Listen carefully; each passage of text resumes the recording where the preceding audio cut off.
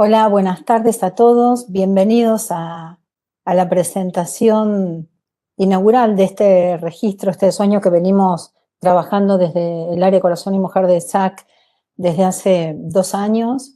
Ha sido un embarazo prolongado, pero finalmente ha llegado a término y estamos muy felices porque además este proyecto se ha expandido y hemos podido hacer que sea un proyecto que identifica a toda la cardiología argentina, y es por eso que vamos a trabajar en forma conjunta con el Comité de la Mujer y con todos los miembros de la Federación Argentina de Cardiología. Así que antes de dar inicio me gustaría pasarle la palabra a nuestros presidentes actuales, al doctor Pablo Stutbach y al doctor Diego Chazarreta, para que puedan acompañarnos en esta iniciativa. Que la verdad que estamos todos muy, muy emocionados. Diego, si querés hablar vos primero, tú, Pablo. Bueno, un agradecimiento especial. Me parece que el trabajar en conjunto, recordaba hoy que ya van 10 años del Argen YAM-ST, también del Recopilar, un registro conjunto de hipertensión pulmonar. Recién Lucía nos hacía acordar del RACOVID. Cada vez que hemos trabajado en conjunto en patologías de diversa incidencia, en este caso menor, nos ha ido muy bien, así que me parece que felicito a las dos instituciones por animarse a encarar este registro, que en un país como el nuestro, que tiene una mortalidad materna todavía elevada, en este caso en especial, que requiere un cuidado diferente, me parece que va a ser muy importante ver los resultados y dedicarnos durante estos meses que vienen seguramente a trabajar con los investigadores, que es lo que realmente se torna más arduo en registros de este tipo, ¿no?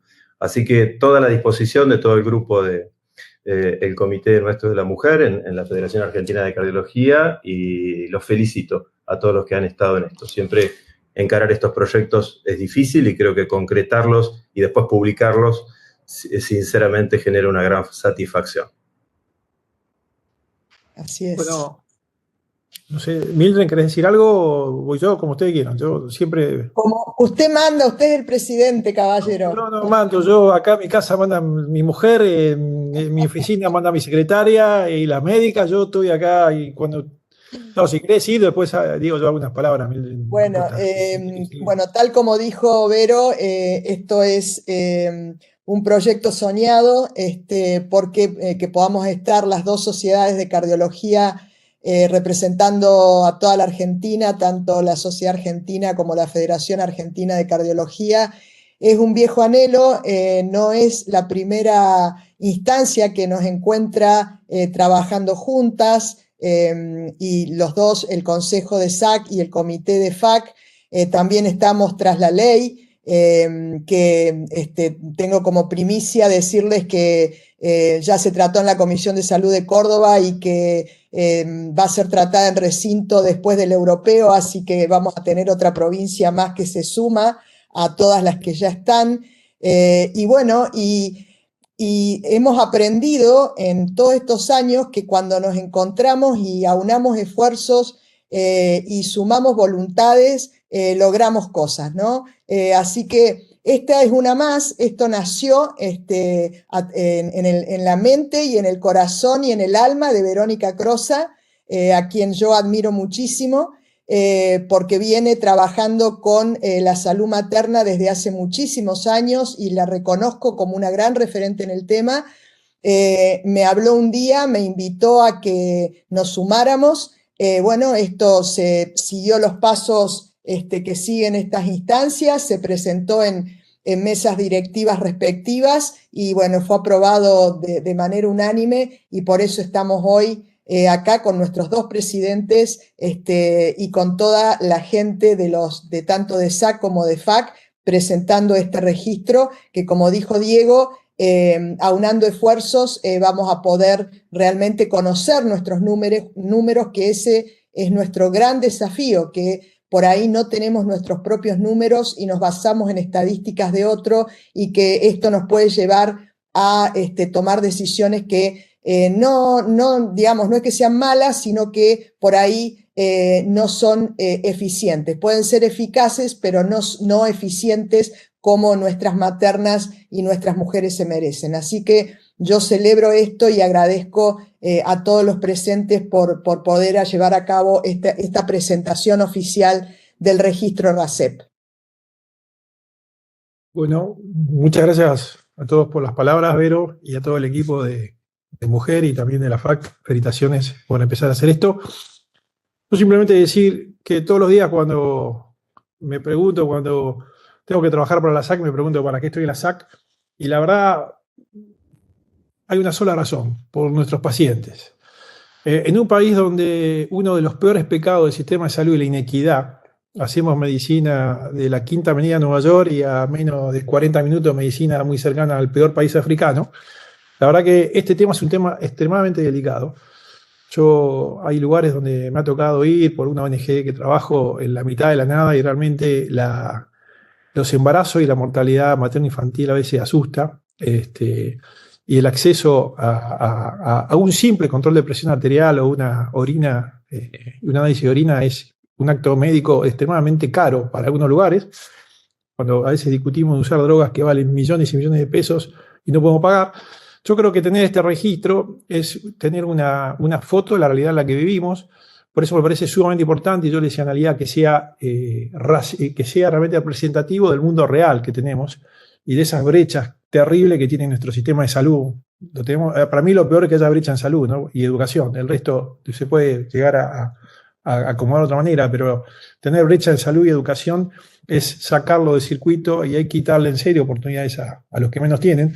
Me parece un compromiso fundamental y la SAC, todos los días que nos juntamos, decimos, estamos por los pacientes. Y por eso felicito el proyecto y bueno, a trabajar ustedes. Yo ya basta, un año más de SAC y freno. Simplemente eso. Gracias por el apoyo. Sí, muchísimas gracias. Este es un proyecto que va a ser a largo plazo, así que es muy importante contar con la participación de... Sí, nos va a suceder. Bueno, como pasan con los hijos, ¿no? Que uno empieza con las ideas y después, bueno, vendrán otras personas por ahí más jóvenes, otros juniors que tomarán la posta para seguir con este registro. Bueno, cuando empezamos a conversar con Milly con respecto a qué título le podíamos poner, ¿no?, a esta presentación, nos dimos cuenta que realmente tenemos una deuda pendiente en términos de números de nuestras embarazadas. Lo que claramente sabemos es la mortalidad cardiovascular en nuestras embarazadas, pero lo que no tenemos son los números en términos de cómo les va durante el embarazo a las que no se mueren y si lo que estamos haciendo es lo adecuado y si se están asistiendo en los centros adecuados. Es desde ahí que empezamos a pensar en la posibilidad de hacer este registro que justamente surge para tratar de dar respuesta a un montón de interrogantes que tenemos. Lo cierto es que hoy hay un cambio en el perfil de mujeres que gestan. Hay una disminución de la natalidad a nivel global, a nivel mundial. En Argentina también está pasando esto, pero las mujeres que hoy se embarazan son mujeres más añosas, con mayor carga cardiometabólica, con mucha más enfermedad cardíaca, que realmente resultan un desafío para el cardiólogo y el obstetra. Por otra parte, hay una gran cantidad de niñas que sobreviven a cardiopatías congénitas que ya no pueden ser asistidas por el cardiólogo infantil, que para el cardiólogo de adultos de por sí la cardiopatía congénita es un desafío y sobre esto un embarazo que se injerta con todas las modificaciones cardiovasculares y fisiológicas. Además, hay un retraso en la maternidad. Hoy cada vez más mujeres añosas por encima de los 35 años, en esto la obstetricia es muy ingrata, nos considera añosas a partir de los 35 años, y esto aumenta la tasa de complicaciones y muchas de estas mujeres usan terapias de reproducción asistida de alta complejidad. Embriones criopreservados, óvulos criopreservados, maternidad monoparental, doble donante, o sea, es un universo de formas de maternar que están asociadas a mayor tasa de complicaciones y hay un aumento en la mortalidad materna cardiovascular hoy en la Argentina. Esto asociado a que no tenemos demasiados datos.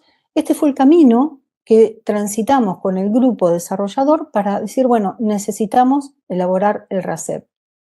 Estos son datos que publica el Ministerio de Salud sobre la razón de mortalidad materna por cada 10.000 nacidos vivos, y cuando nosotros analizamos las causas directas, fíjense que por lejos los trastornos hipertensivos del embarazo siguen ocupando el primer lugar.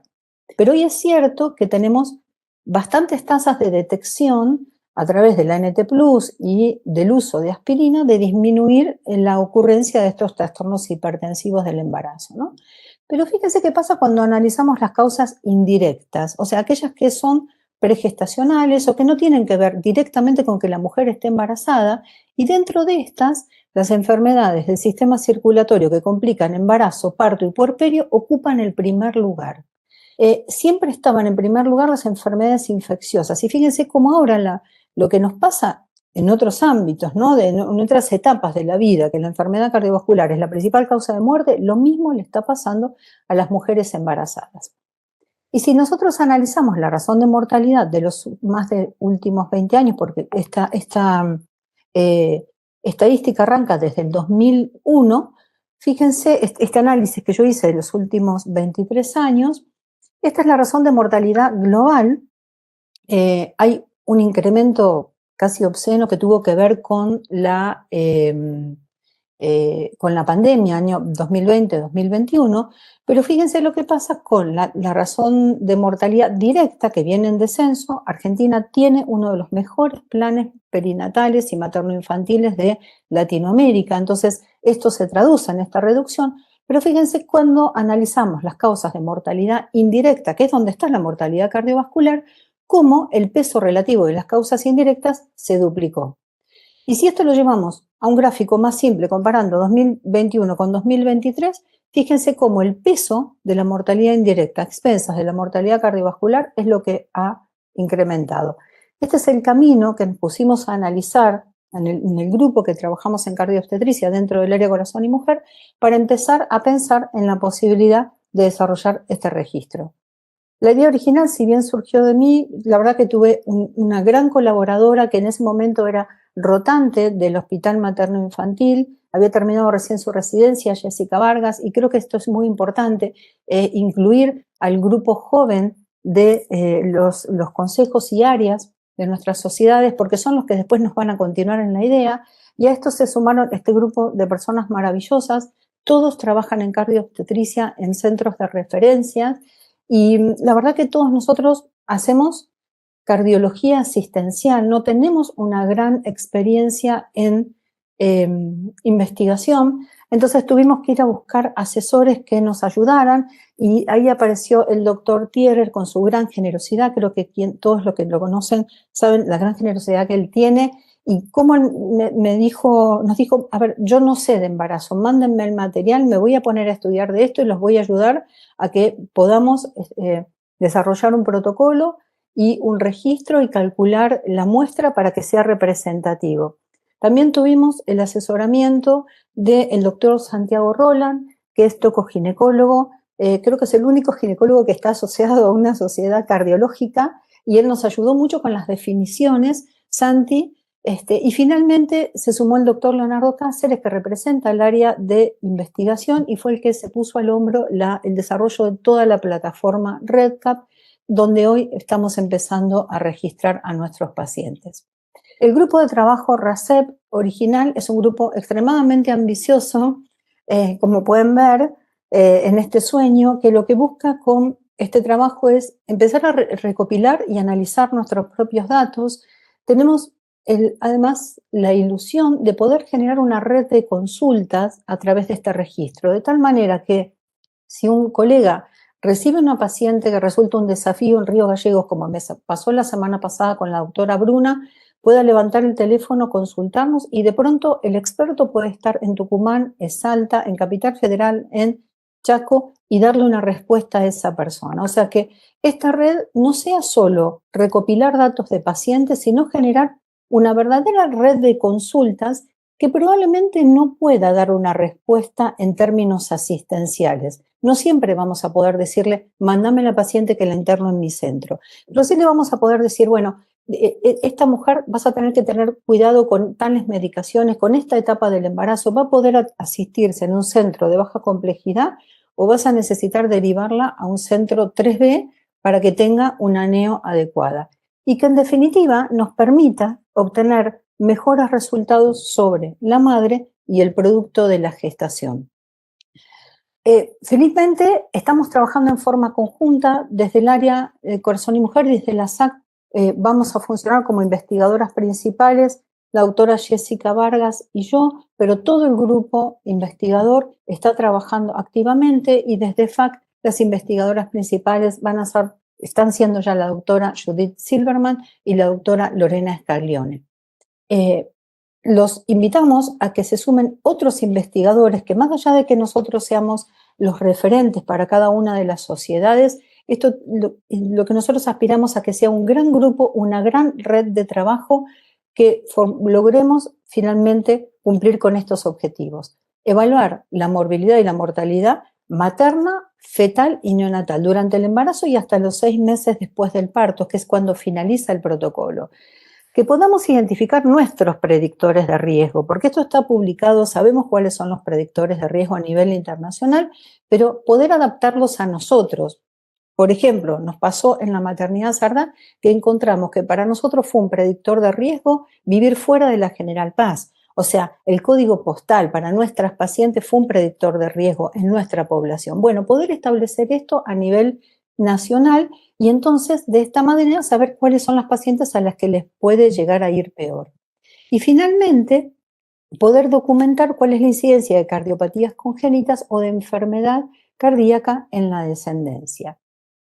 El registro RACEP es un registro fundamentalmente prospectivo que tiene una etapa retrospectiva de 5 años. Hasta el 2020 van a poder incluirse pacientes, pero sabemos que esta inclusión puede generar un sesgo porque el registro lleva consentimiento informado, entonces obviamente vamos a tener el consentimiento de las que están vivas. Vamos a haber perdido esos 5 años de pacientes que podrían haber fallecido por enfermedad cardíaca. Pero a partir del 2025 será prospectivo y el primer punto de corte será el alcanzar el objetivo de 1.500 pacientes.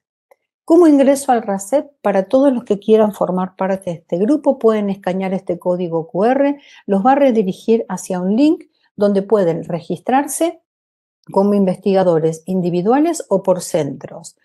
Quienes se registran como individuales pueden hacerlo desde su consultorio o de centros donde trabajen. Para esto les vamos a proveer el material, el protocolo, las aprobaciones por PRISA y por los comités de ética e investigación, y en algunos centros deberán transitar el camino de sus propios comités de éticas.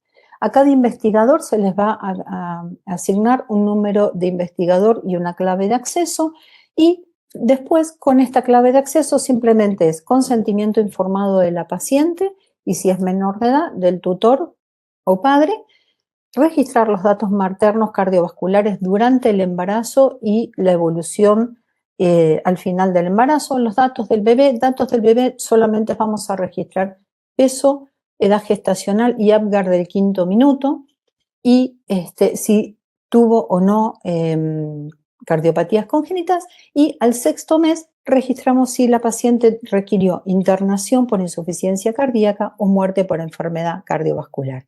Los invito a que se sumen al RACEP y les voy a dejar la palabra ahora al doctor Nahuel Lituac, quien nos va a comentar un caso clínico que sería muy ejemplificador de cuáles son las pacientes que vamos a incluir.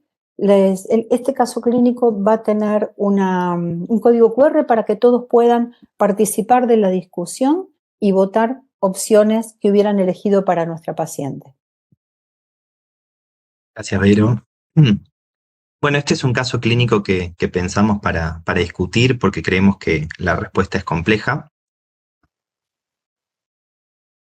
Se trata de una paciente de 28 años, docente de música, tiene como antecedentes clínicos haber sido operada en la infancia a los 2 años de una coartación aórtica y tenía seguimiento posterior a esa cirugía, un seguimiento anual, por presentar una válvula aórtica bicúspide normofuncionante y una membrana subaórtica que generaba una obstrucción de grado leve.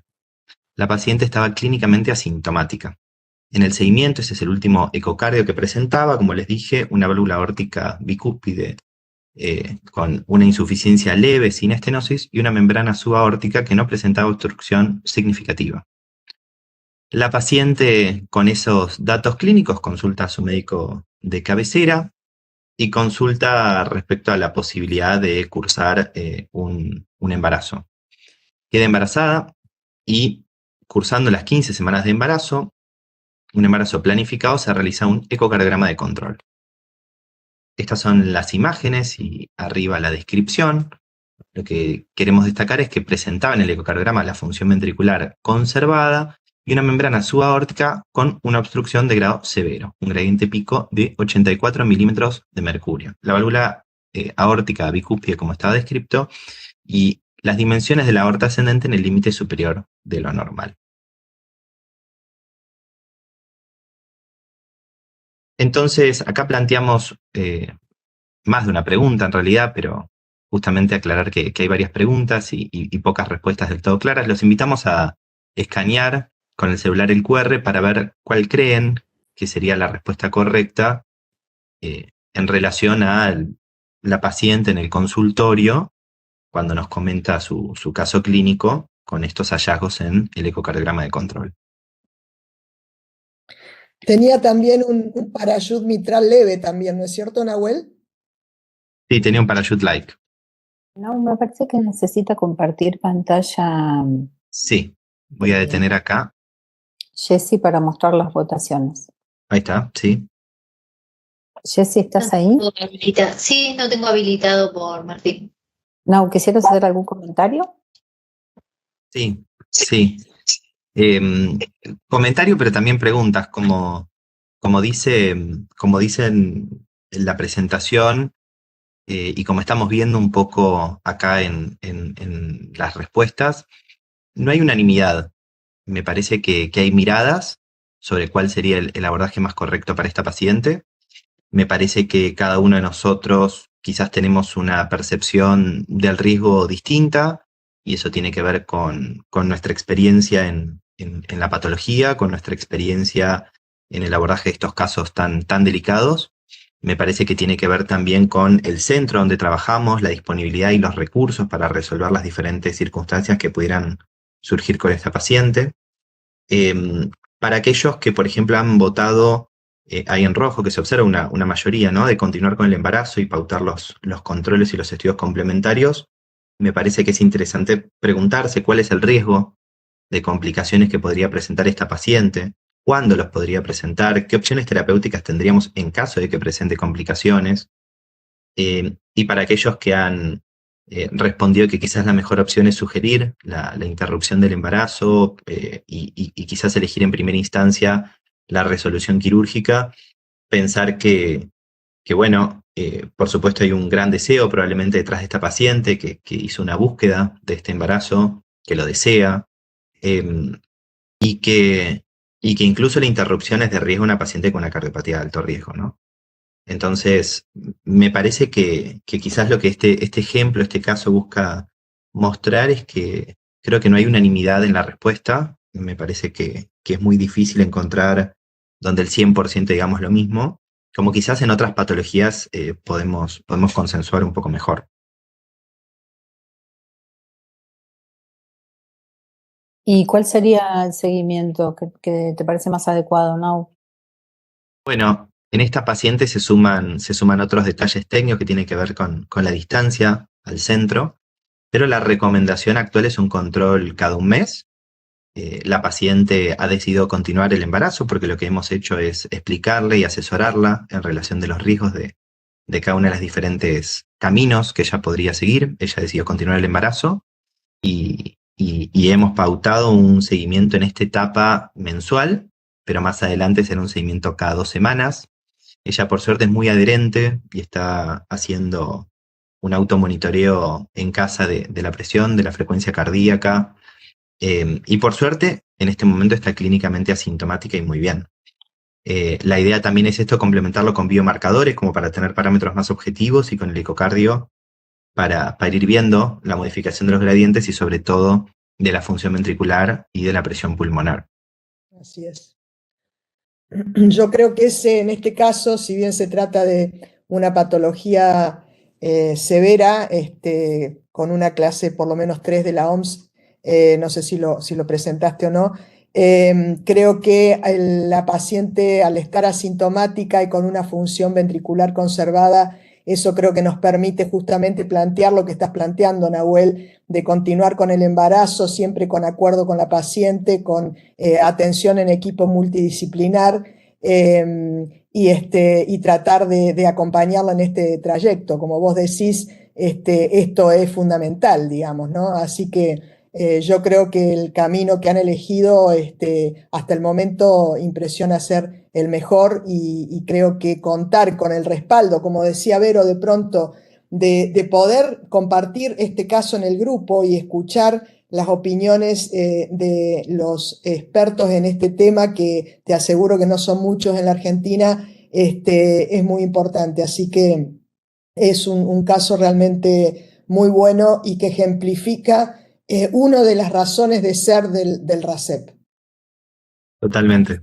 Yo quisiera agregar algo, porque es un caso controvertido, como bien lo presentó Nahuel, y lo que es muy importante siempre es tener en cuenta quién es la paciente y hablar con la paciente para poder definir también la conducta, porque en este caso es claro que es una paciente adherente que va a ir a los controles, entonces, y el centro donde está, si es cerca también, eso tiene que ver. Entonces, yo creo que cuando son en especial situaciones así de difícil resolución, es muy importante hablarlo con la paciente y contarle cuáles son los pros y los contras de cada una de las conductas que se pueden tomar, y tomar la decisión en forma conjunta. La verdad que yo me coincido con la conducta que tomó Nahuel y el centro donde la están siguiendo, ¿no? Porque claramente puede llegar a un embarazo adecuado y controlado. Así es, coincido, sí. Pablo, vos habías levantado la mano. Sí, comparto la conducta. Obviamente el periodo crítico va a ser 26, 28 semanas, ahí creo que estar muy encima. Hay opciones. A nosotros, bueno, nos tocó en Fundación, cuando trabajábamos mucho con indigentes, en Fundación Favalor, me acuerdo, algunos casos de estos, y la verdad que se la puede pelear. Sin embargo, la palabra que vos dijiste, Nahuel, es súper importante, es hablarlo, y la adherencia del paciente, porque ahí es donde tuvimos problemas. El problema grave que hemos tenido nosotros, cuando el paciente no entendía, llegó el caso que se nos murió, llegó muy avanzada, y si hubiésemos agarrado la cosa antes. Entonces es importante educar al paciente, hablarle y saber con qué tipo de paciente uno está tratando, para establecer un tipo de conducta que necesita un seguimiento muy estricto. Y ahí el timing para actuar puede ser debido a muerte para ambos. Totalmente. Sí. Sí, además yo creo que hay otro tema que a veces se nos escapa a los que hacemos adultos, y es el riesgo en la descendencia. O sea, muchas veces el bebé hereda algún tipo de cardiopatía, como nos pasó con el otro caso de John que tuvimos, Nahuel. Y la verdad que fue un embarazo que nos costó mucho llegar hasta la semana 34, y finalmente la nena nació con una cardiopatía severa, y hoy la madre siente una carga enorme, ¿no? Porque tomó la decisión de embarazarse a pesar de su cardiopatía, sin haber tenido el asesoramiento del riesgo en la descendencia, que eso también es un punto que hay que plantearlo, ¿no? O sea, no solamente sos vos en esto, que te podés ir con el embarazo, es también qué puede pasar con tu hijo. Claro, eso es fundamental. Fundamental. La aclaración que hacía Lucía sobre el centro, yo creo que es realmente así. Nosotros en el Hospital San Juan de Dios, que saben, en La Plata es un provincial, digamos, de derivación. El más menos que tenemos de consulta son 4 meses. Y nos ha pasado con casos no exactamente igual a estos, pero parecidos, tener que derivar al Comité de Bioética del hospital y a su vez en la provincia para tomar decisiones de interrupción del embarazo, cuando las opciones eran bastante parecidas a las que se presentan en el caso clínico. Por lo tanto, para mí es realmente mandatorio el hecho de definir claramente si va a haber un seguimiento estrecho de la paciente, porque entonces se abren alternativas realmente complicadas, ¿no?, a futuro. Y sobre esto que han destacado, me parece importante mencionar el acceso a la salud como un pilar fundamental, la disponibilidad de recursos de cada centro, la posibilidad de respuesta de cada centro, y algo que quizás estamos dando por obvio, pero la interacción crítica en cada centro con los servicios de obstetricia y neonatología, porque esto no es una decisión entre el cardiólogo y su paciente, sino es una decisión multidisciplinaria con la paciente. Sin duda, sin duda. Y un poco como comentando lo que estábamos diciendo del centro y del tipo de paciente, ahora nosotros, para los que no saben, yo soy cardióloga, soy la jefa de internación del Hospital Argerich de cardiología. Y tenemos ahora una paciente internada con pocas semanas de embarazo que rotó tiene un reemplazo valvular aórtico, rotó su anticoagulación y le aumentaron muchísimo los gradientes aórticos, así que ahora está internada para recibir la enoxaparina como corresponde, porque ella dejó de tomar la anticoagulación oral y empezó a recibir las inyecciones de enoxaparina en forma irregular porque no tenía la posibilidad de comprarlas como corresponde. Entonces ahora está internada para ver si podemos pasarla a una buena anticoagulación y lograr un buen rango de anticoagulación con anti-10 y ver si ese aumento de gradientes es por trombosis protésica, porque en la fluoroscopía se ve que una de las valvas no abre como corresponde, y bueno, ver cómo vamos a seguir con esta paciente. O sea que son casos siempre muy complejos, ¿no? Así que tiene que ver con el medio social, el medio económico, el centro donde se atiende, la disponibilidad de cercanía o no. Eso también hay que prestarle mucha atención. Absolutamente. Bien, le vamos a dar la palabra al doctor Pablo Irusta, que nos trae un caso clínico propio, también que fue muy desafiante para él.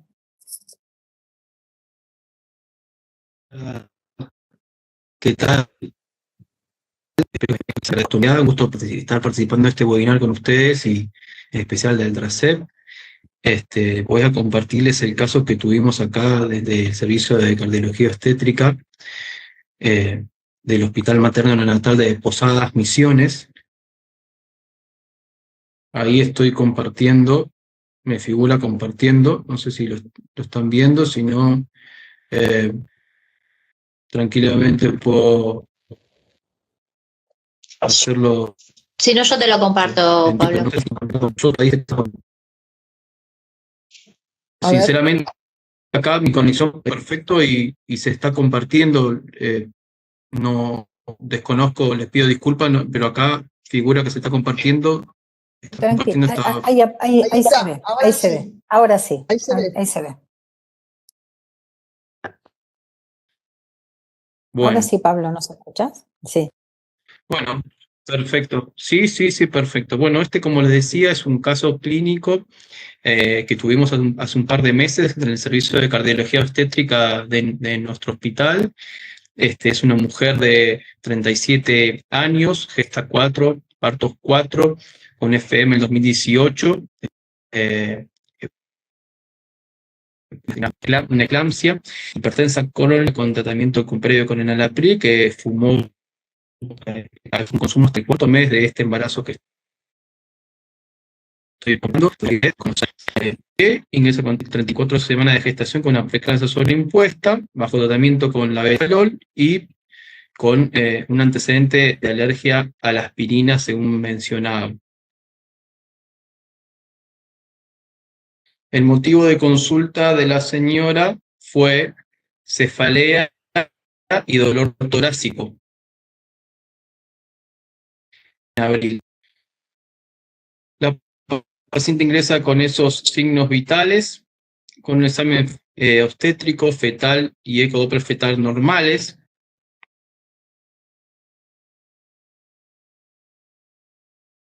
Y con ese electrocardiograma, que espero que lo puedan apreciar, con este diagnóstico de una...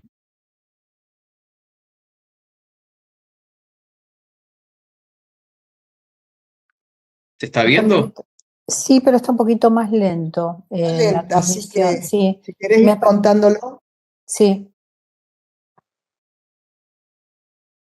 Si no, El electrocardiograma que podemos apretar acá, si quieren ponerlo, sí, no hay problema. No sé si lo están viendo, les pido disculpas, la verdad que no sé qué decir. Yo estoy acá perfecto escuchándolo. No sé. no, me parece que el ancho de banda es bajito, pero Si es Jessy un WST, tiene el caso clínico, si no, puede ser. Podemos probar, sí, que lo Como ustedes comparta quieran, Jessy. no hay ningún Me problema. parece bien. No hay ningún problema. Jessy, ¿querés compartirlo vos que lo tenías? Sí, sí, me dan el ok. Ahí está. Acá, Son los bueno, problemas de la Argentina, verdad que Pablo, no sé no por te qué no preocupes. funciona. Bueno, Estamos acostumbrados a sí, esto. la verdad que no sé qué decirles. Bueno, yo, disculpen, bueno, hasta ahí ya estábamos viendo. No, está perfecto. Se envió a la consulta, le dije que fue cefalea y dolor torácico, y se realiza este electrocardiograma, y vamos a ver el siguiente. Si seguimos, la paciente, esto fue el hospital más a nivel está al lado del hospital donde está hemodinamia, así que fue trasladado inmediatamente. Se le hizo un cateterismo donde se puede apreciar una obstrucción del 100% del ascendente anterior, posterior al primer ramo, y se encuentra un stent liberador de drogas, y recibiendo, obviamente, carga de clopidogrel, no así de aspirineta, por su con criterios de reperfusión. La verdad, muy, muy buena evolución. Como tuvo una evolución en unidad coronaria por 48 horas, fue trasladada posteriormente al siguiente, donde su internación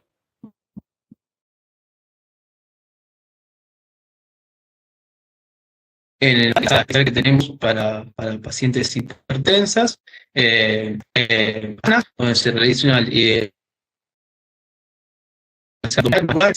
ocasiones de la pared abdominal, y un excelente resultado tanto materno como fetal. En la internación se realiza la desensibilización a la aspirina, y así que ya de clopidogrel más en alapril, y actualmente sigue su seguimiento ambulatorio sin problemas. Como interrogantes, como dos preguntas, que son de la misma forma que el caso anterior. La primera es que representa la mayor fuente de incertidumbre terapéutica en esta paciente, si la viabilidad fetal, la alergia a la aspirina, la escasa evidencia sobre la seguridad de tratamientos cardiovasculares en embarazo. Y bueno, si quieren pasamos con esa y después la otra, o solo una, no hay problema.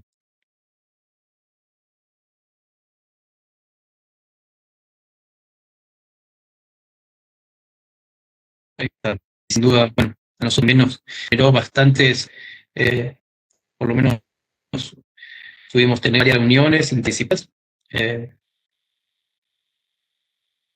por el caso de que el resto de los colegas, a muchos de los que estamos aquí, yo les mandé mensajes cuando tuvimos este caso, así que pero bueno, ese es el caso, me parece muy, muy interesante para compartirlo. Me parece que lo más interesante es cómo se reparten las respuestas y tiene que ver con esto, ¿no? Con la baja evidencia que tenemos a veces para tomar decisiones en nuestros pacientes. Sí, uno por momentos está tentado de decir, bueno, que finalice el embarazo, pero en realidad no le estamos resolviendo lo que le atrajo a la consulta, ¿no?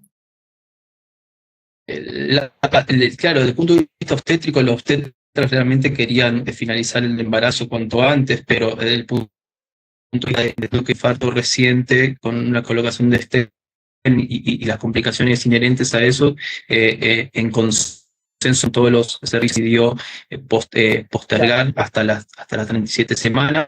La verdad que fue, con el diario del lunes, una muy buena decisión. ¿Y cómo manejaron la alergia a la aspirina? Se desensibilizó, se hizo un tratamiento, ¿no?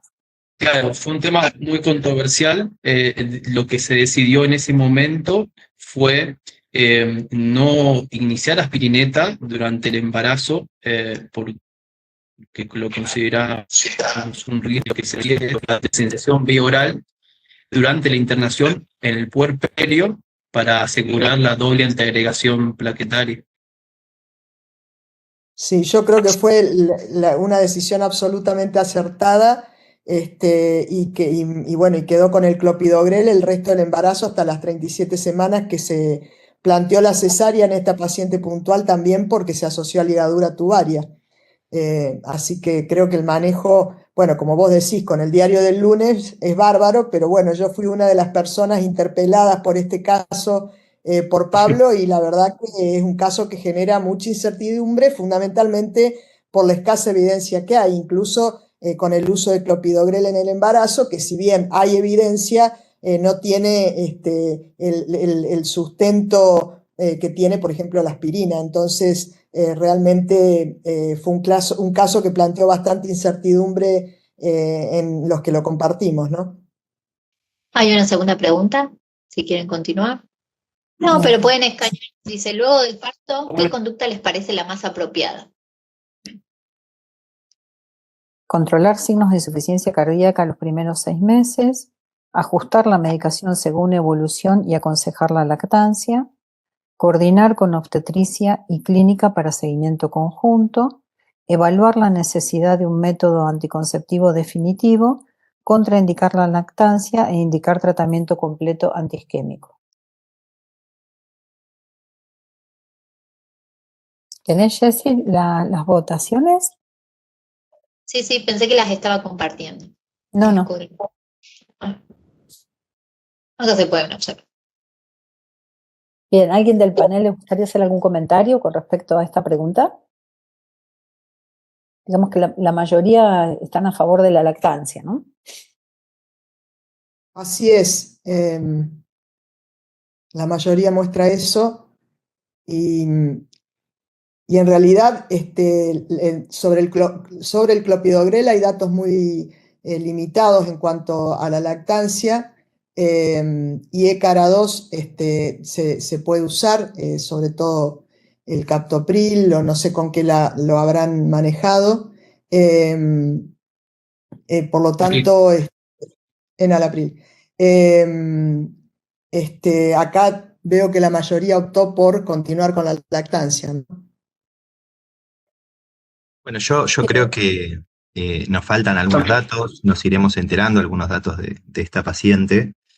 Creo que nos vemos muy tentados a decir que continúe con la lactancia porque entendemos que los beneficios son muchísimos y que en general es lo más adecuado, pero eso lo vamos a tener que poner en la balanza con otras cosas como es qué función ventricular le quedó a esta paciente, cuál es el mejor tratamiento a largo plazo que le podemos ofrecer. También es importante que nos preguntemos qué opciones de alimentos tiene ese chico, si la lactancia es la opción más adecuada o no, en función de los recursos de esa familia. Entonces, en relación a la lactancia, yo creo que nos faltan algunos datos para ver cuál es la mejor decisión. Si quedó con disfunción ventricular importante, quizás nos lo tenemos que replantear. En honor al tiempo, no pude explayar un poco, obviamente, pero sí, sin duda, la función de la señora es totalmente conservada. Quedó muy bien, perfecta. Obviamente quedó con algunos trastornos de motilidad, pero no significaron algo para la señora. No volvió a tener signos de insuficiencia cardíaca. La señora había presentado, pero eso fue solamente en el contexto agudo. Después la paciente evolucionó de forma perfecta. Si bien el contexto socioeconómico no es excelente, tiene los recursos, cuenta con los recursos. La medicación aquí en el hospital se le entrega toda gratuitamente, así que y tiene los seguimientos prácticamente mensuales. con servicio, con todo lo que formamos parte del servicio, así que Sí, está para seguir, por seguir con la lactancia, por lo menos en este caso nosotros. Acá, por lo que entendemos, el actuar rápido de la angioplastia primaria hizo que la paciente hoy no evolucionara con insuficiencia cardíaca, por lo que comentás que tiene una función sistólica conservada. Entonces, eso fue muy adecuado y muy bueno, y seguramente la medicación que está recibiendo es una medicación adecuada para permitir la lactancia. Entonces, si fuese otra paciente con una disfunción ventricular, con insuficiencia cardíaca, que necesitara recibir las cuatro drogas importantes de la insuficiencia cardíaca, por ahí hay uno sí tiene que evaluar si necesita suspender la lactancia por el tipo de medicación, ¿no? Que no todo está comprobado si es adecuado o no. Por ejemplo, las gliflocinas, si son adecuadas o no para un neonato. Sí, acá en esta paciente que no presentó disfunción ventricular, probablemente la duda se plantea con el clopidogrel, pero el clopidogrel, según lo que sabemos, tiene un RID aceptable, es decir, una relación entre la dosis que recibe el lactante vía leches en relación a la dosis materna es menor de 1, así que no estaría contraindicado que esta paciente sí o sí necesitamos doble antiagregación, digamos, por lo menos por un año mínimo, por tener un stent farmacoactivo. Entonces, bueno, esto también se discutió, y yo creo que con todos los beneficios que tiene la lactancia, tanto para el neonato, para el bebé como para la mamá, y no necesitando, como decía Nahuel, agregar otros fármacos por disfunción ventricular, porque no la tuvo, como dice Lucía, por lo rápido que se actuó y lo bien que se actuó, creo que para mi punto de vista fue acertado continuar con la lactancia. Sí.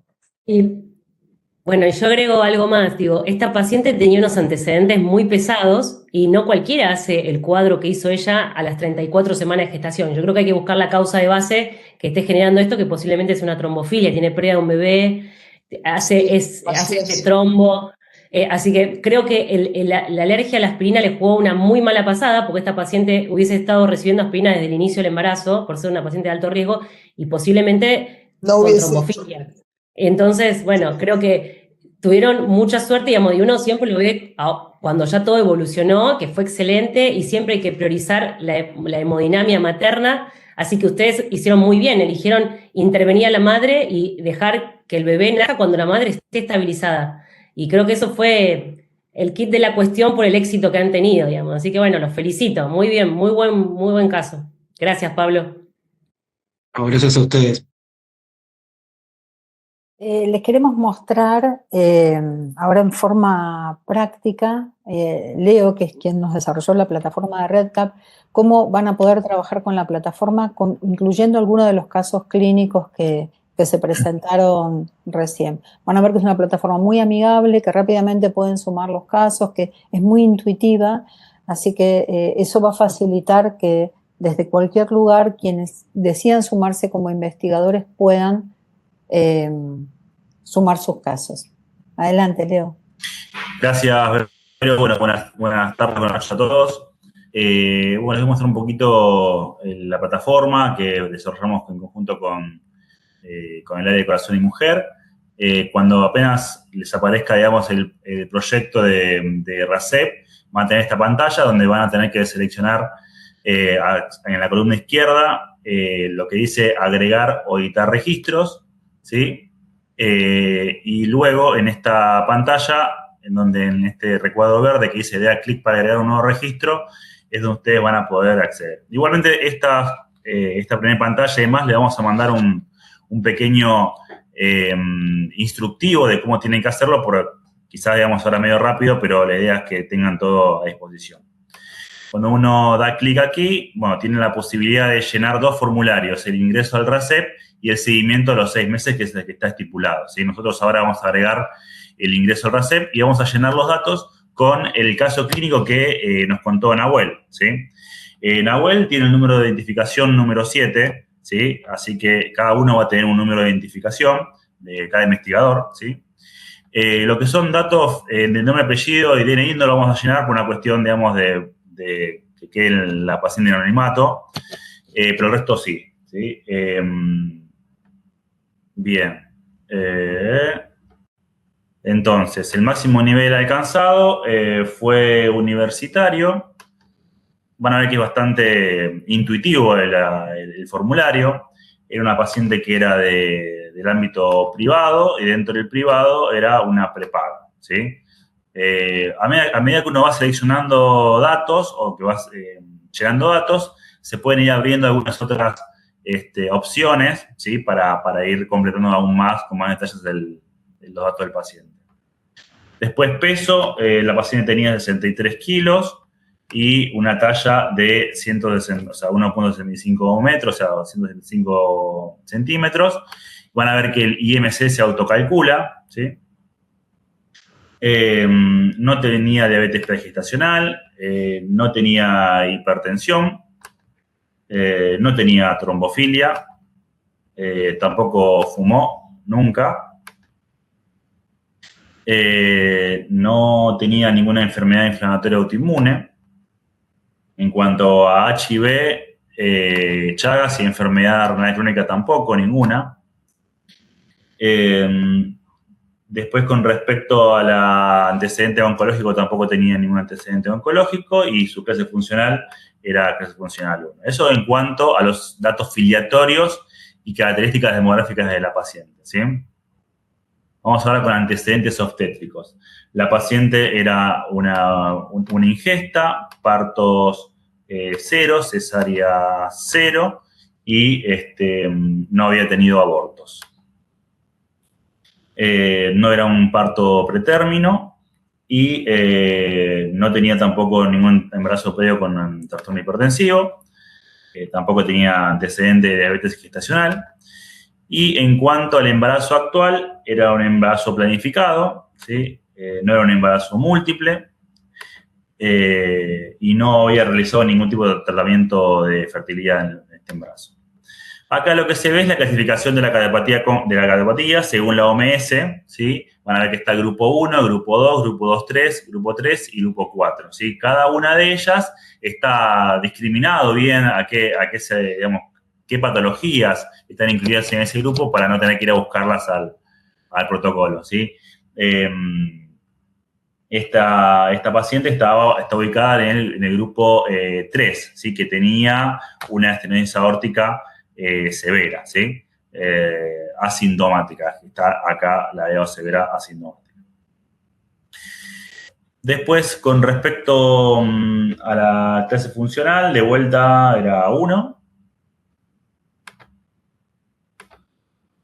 Después nos pregunta si presentó alguna de estas patologías cardiovasculares: cardiopatía congénita, miocardiopatía, cardiopatía isquémica, ortopatía, hipertensión pulmonar o valvulopatía. Nosotros marcamos valvulopatía. Es una valvulopatía nativa. Y acá, en este recuadro, uno puede colocar, digamos, quizás algún dato que uno quisiera mencionar, ¿no? En este caso, uno podría poner estenosis aórtica,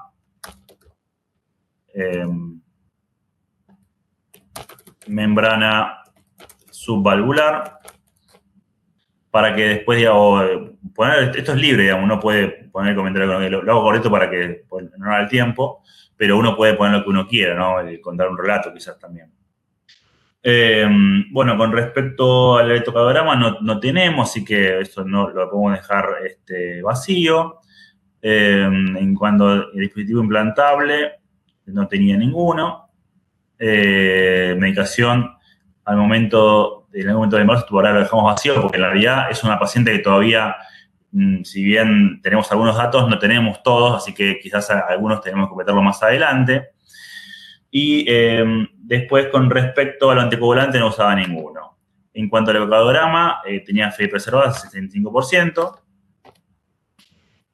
La función del BD también era preservada. La valvulopatía tenía así, era una valvulopatía aórtica. Ven que cuando yo voy completando algunos casilleros se van abriendo otros. Era una valvulopatía nativa y era una estenosis aórtica, ¿sí? Después, esto no lo vamos a completar, derrame pericárdico no tenía. Resultados maternos, no lo vamos a completar porque no tenemos los datos, todavía no terminó la paciente.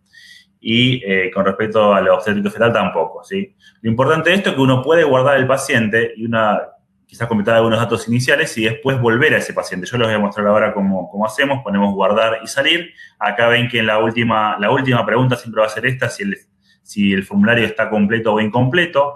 Bueno, lo marca incompleto, guardar y salir. Y van a ver que le salta una advertencia de que hay un montón de datos que son requeridos, obligatorios, pero que no lo estamos llenando. Entonces, uno lo que puede hacer es, puede volver al formulario o puede ignorar esto y abandonar el registro, ¿sí? Bueno, y acá vamos a ver de vuelta, ¿sí? Que si uno va a la parte izquierda, a la consola de estados de registro, en este caso era el número 7 el que teníamos que completar. Perdón, el número 8, disculpen. Cuando uno accede a este registro, vemos de vuelta que son los datos de la paciente. Bueno, uno puede volver nuevamente a estos datos y completar lo que le haga falta, ¿sí? Igualmente, les voy a repetir todos estos pasos que uno fue haciendo, se los vamos a ir pasando en un instructivo con imágenes para que no se pierdan, pero como ven es bastante sencillo e intuitivo de completar. Así que, bueno, me parece que está todo, pero cualquier cosa obviamente siempre estamos a disposición. Perfecto. No, la idea era mostrarles que no es un registro engorroso, que es fácil de completar, que es intuitivo, que si nos olvidamos un dato nos lo recuerda, que de todos modos en el protocolo está la planilla con los datos que tienen que tener, que tenemos la opción de ingresar a la paciente, como es este caso, que está embarazada, y completar después los resultados fetales, así que podemos entrar cuantas veces necesitemos. Sí vamos a anotar la fecha de parto porque eso también nos va a servir de guía para no olvidarnos de completar después el control de los 6 meses. ¿Sí? Sí, genial, genial. Como forma práctica, digamos, para quienes por ahí hacemos cardiología y estamos más alejados de la obstetricia, en el parte de nacimiento del bebé, sacándole una foto, ahí van a tener todos los datos que después le van a pedir de resultados fetales, ¿sí? Que en general la mamá se va a acordar el peso, vamos a poder calcular la edad gestacional, pero hay datos del AMGAR que solo figuran en donde está el piecito del bebé, ¿sí? Sí. Así que vamos a tener que tener la colaboración de los obstetras que nos ayuden o de los neonatólogos. Así que bueno, decíamos con Vero que es muy, muy importante aquellos que por ahí no estén cercano a un hospital con la complejidad para atender a todas estas maternas, puedan de alguna manera tener el contacto a dónde va a ser derivado. Por ejemplo, ese es mi caso, que vivo en una ciudad del interior y que muchos de estos pacientes son derivados a la maternidad en Córdoba o alguna clínica privada en Córdoba. Entonces vamos a necesitar que se esté arriba, que los investigadores, sobre todo los subinvestigadores en estos lugares, estén arriba para no perder la data de esos pacientes y poder ingresarlos al registro.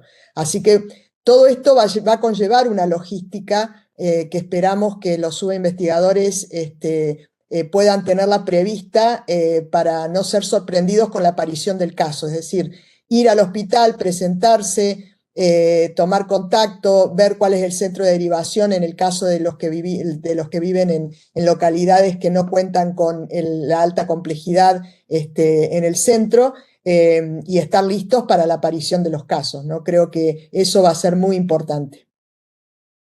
Sí, felizmente tenemos el contacto de toda la red de complejidad y nos hemos puesto en contacto con esos centros, con neonatólogos y con los obstetras. Entonces, creemos que el hecho de que los obstetras y neonatólogos sepan que estamos haciendo este registro les brinde a ellos también la opción de poder tener un contacto con cardiólogos para eventualmente consultarnos, ¿sí? O sea, es un trabajo ambicioso, no es sencillo. La mayor parte de las redes que tenemos vienen del DISAPENI, o sea, la Dirección de Salud Perinatal. Sería mucho más sencillo si tuviéramos la misma red desde cardiología. La cardiológica. Bueno, claro, pero la estamos empezando a generar, así que eso está muy bueno y además creo que es una muy buena oportunidad para que cada vez más cardiólogos se acerquen a la cardiobstetricia y se entusiasmen con esta nueva especialidad. O sea, dicho en llano, estamos haciendo patria. Bien. Sí, estamos dando los primeros pasos en la cardiobstetricia en la Argentina, así que eso está buenísimo. Así es, así es. Estamos ya en el tiempo, así que a mí me gustaría dejarles las palabras a los presidentes y no sé si alguien más del panel quisiera decir algunas palabras. No, yo como les dije, la verdad que felicitarlas por el trabajo, muy completo. La verdad que trabajar sobre el REDCap no es fácil también. Hay que reunirse muchas veces, este es el resultado de un trabajo seguramente muy largo, para limpiar variables, porque uno cuando empieza a reunir se pasa de largo y ese trabajo requiere de dedicación, así que lo felicito, la verdad. Y bueno, creo que viajamos por dos casos que son de la realidad más absoluta y el mensaje para adelante es lo que terminan de comentar, ¿no? Que ciertamente están creando, como sucede en nuestra Argentina en tantos ámbitos, una red que finalmente es la que va a terminar beneficiando a nuestras pacientes seguramente. Así que nuevamente felicitaciones y ahora viene la parte más dura, trabajar. Así es. Bueno, simplemente lo interesante de este registro, que es una de las cosas que siempre hablamos, no está bueno describir solamente la realidad, sino también poder cambiarla en función de evidencia dura y real y adecuar las estrategias a la región. Este país es muy distinto en todos lados. Así que esta cuestión, además de ser una red de registro, ser una red de interconsulta, me parece una excelente idea, superadora. Y lo interesante sería, junto con la información, establecer estrategias locales. Cada provincia y cada municipio es un mundo aparte. Lo estamos viendo con las redes de infarto. Cada lugar es otra cosa y no podés aplicar el mismo concepto en Buenos Aires que eso en la mitad de la quebrada Humahuaca. Pero me parece lo desafiante de este registro, y me encantó, es esta cuestión de ser una interconsulta. Pero a esto, si no va acompañado de poder cambiar las realidades, nos quedamos en la mitad del camino y ese es el desafío al menos nuestro, de la SAC, de estas cosas también. Así que felicitaciones y éxitos y a laburar. Muchas gracias. Muchas felicitaciones, realmente este es un trabajo sumamente interesante y bueno, tendremos la colaboración de todos ustedes. Muchas gracias. Así es, así es. Bueno, muchas gracias a todos. Gracias por sumarse, gracias por estar acá y los invitamos a todos aquellos que quieran formar parte de este gran grupo RACEP a que se acerquen. Los estamos esperando.